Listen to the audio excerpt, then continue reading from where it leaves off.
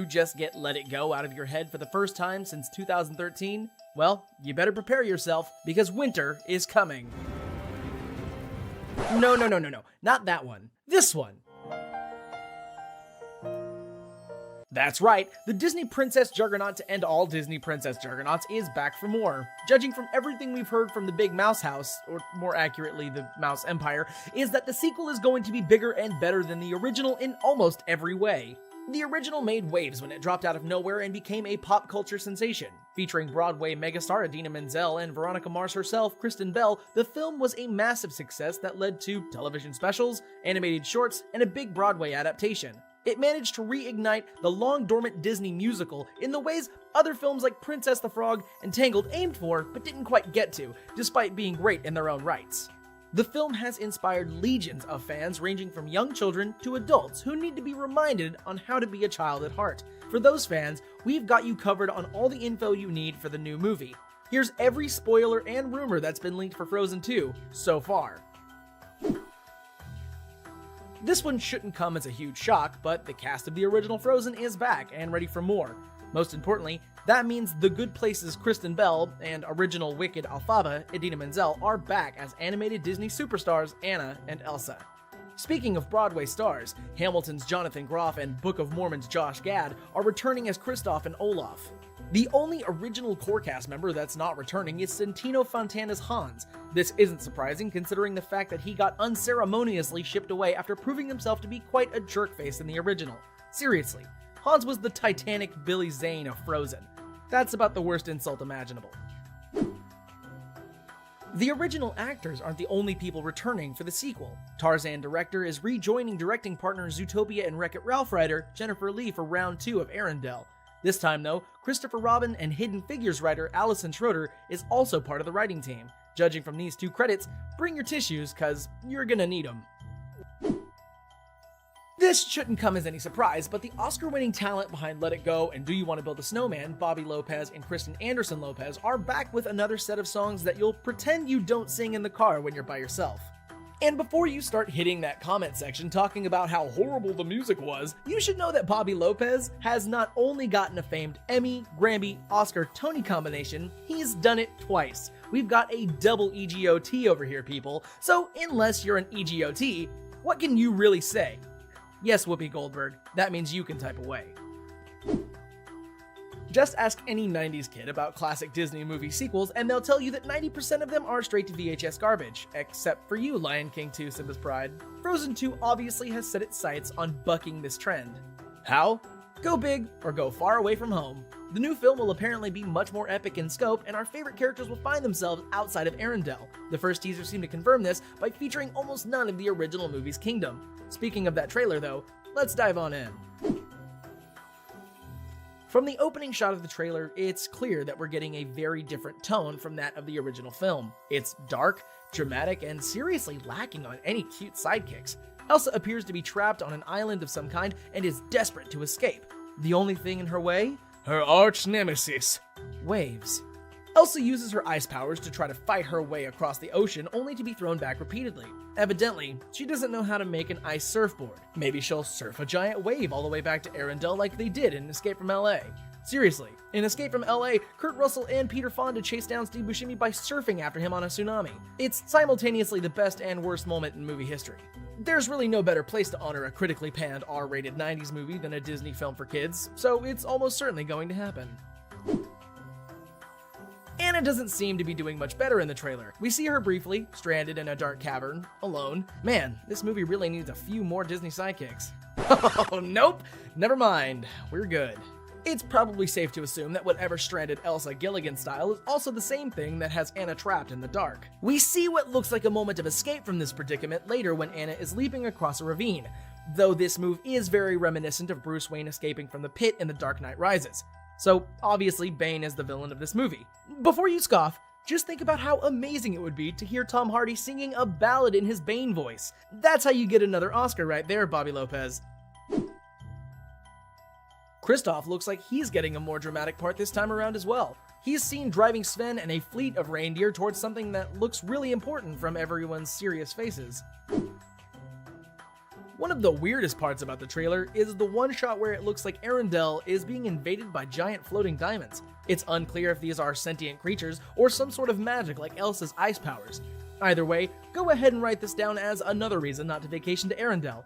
Seriously, how did they even predict the weather there?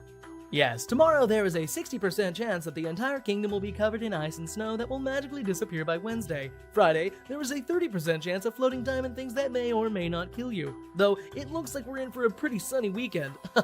Assuming we haven't died already from the frostbite or those diamond things. Elsa was very unique in the original film in that she was the only one in the movie who had magical powers. The film doesn't go into great detail about what the powers are or where they came from, but it appears like they will be diving into that in the sequel. We see Elsa battling it out with a ring of purple flames. It's not too hard to imagine that this is because there's another magic element controller who is attacking her. Knowing Disney, they will introduce like a half a dozen of these characters who will all have their own spin-offs and television shows.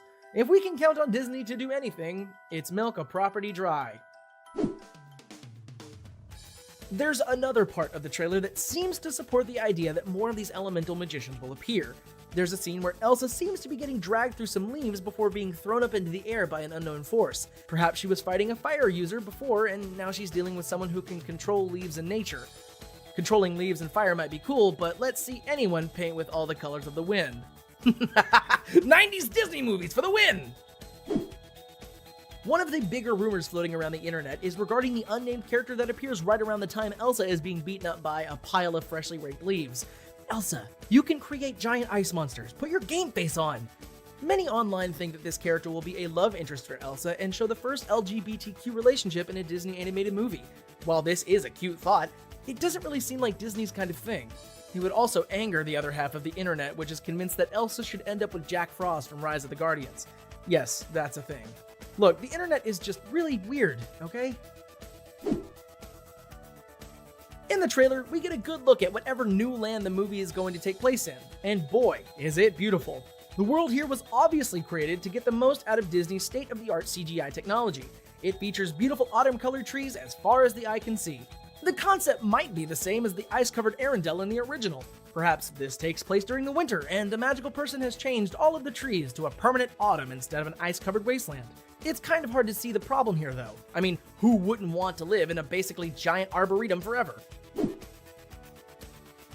One of the biggest shocks in the trailer is in the very last moments. The gang looks behind them and sees some sort of danger approaching. What's really surprising is that Anna takes Kristoff's sword and swipes it across the screen. This is a pretty huge leap from the rather gentle Anna of the first Frozen. It'll be interesting to see if this is just a singular character moment, or if Anna's going to be doing some hardcore sword fighting in the film. Do you want to build a snowman? In hell? The film offers new character arcs for our beloved original cast and a new setting, but it is also going to introduce new characters, who you'll be able to meet at Disney World this time next year. According to Kristen Bell, a couple of these characters are destined to become fan favorites. This Is Us and Black Panther actor Sterling K. Brown is joining the cast along with Westworld actress Evan Rachel Wood. So it's safe to assume that at least one of these characters is actually a scary robot. The original film revolved around the two estranged sisters learning to come together after Elsa's powers and the death of their parents drove them apart. It was a sweet story that contrasted nicely with the romance-centered stories from most Disney princess films. While both characters got plenty of screen time, we didn't really get to see them much together. Apparently, the sequel is going to fix that. According to Jennifer Lee, the film is going to dive much deeper into both women and their relationship. Evidently, she went so far as to keep journals as both women and use a psychiatrist to further analyze their personalities. Jennifer Lee may go down as the first and only writer to go full Daniel Day-Lewis while making a Disney princess movie. While Elsa undoubtedly got the show-stopping moments and all moments in the original film, she missed out on a lot of the film's more humorous moments. Kristoff, Sven, Olaf, and Anna got to have all kinds of fun while Elsa was stuck in her self-imposed exile. Evidently, in this film, we'll get to see Elsa show off her more fun side. Maybe she'll actually get a few scenes with Olaf, when she's not stranded on a deserted island trying to battle a current in order to escape. This is a children's musical comedy and not Castaway, right? Is Elsa going to make a volleyball out of ice and start talking to it? Maybe that's her fun side. The Trolls may have been one of the funniest, if only briefly seen, aspects of the original film, but the Broadway adaptation went in a different direction. The play featured a different magical race known as the Hidden Folk from Scandinavian folklore. These characters are rumored to make an appearance in the film. If you need a visual, they kind of look like the tribespeople from The 100, except with tails. There's one actor who has appeared in every one of Disney's animated films since he was King Candy in Wreck-It Ralph. Firefly's Wash, actor Alan Tudyk has made a name for himself as one of Disney's go-to voice talents. He was the Duke in the original Frozen, Alistair Kree in Big Hero 6, Duke Weaselton in Zootopia, and Hey Hey the Chicken in the criminally underrated Moana, and most recently, Knowsmore in Wreck-It Ralph 2. He was also K2SO in Rogue One. Whatever his role is in the film, it's safe to assume it will be a memorable one, and since the film isn't directed by Joss Whedon, he'll probably live through it. Among the many rumors and theories that have floated around about Frozen since it dropped in theaters, the most popular by far is that Anna and Elsa are actually older sisters of Tarzan from the 90s animated version of the character. This comes from the fact that Tarzan's parents look a lot like Elsa and Anna's parents. They also died in a shipwreck while Tarzan's parents were brought into the jungle by a shipwreck. It's a pretty enormous stretch, but considering the rumor that we will learn more about the parents in the sequel, it wouldn't be too surprising if the writers threw in some sort of Easter egg or nod to the fan theory. That, or maybe Tarzan will just swing in on a vine or skateboard slide down a tree branch to save the day while Phil Collins plays in the background. They may come from two different worlds, but they're one family. That's two for 90s Disney. The last bit of information that the movie's trailer gives us is when we can expect this long-awaited sequel. It will be arriving into theaters November 22nd, so dads and moms, go ahead and mark off that whole weekend, because you know you're going to have to see this movie at least 6 times, and probably listen to the soundtrack on repeat until 2021. Don't pretend you don't belt out Let It Go even when your kids aren't in the car though, we all know you do. We still have several months to wait until Frozen 2 hits the big screen, but we'll certainly be getting more rumors and links from the film before then.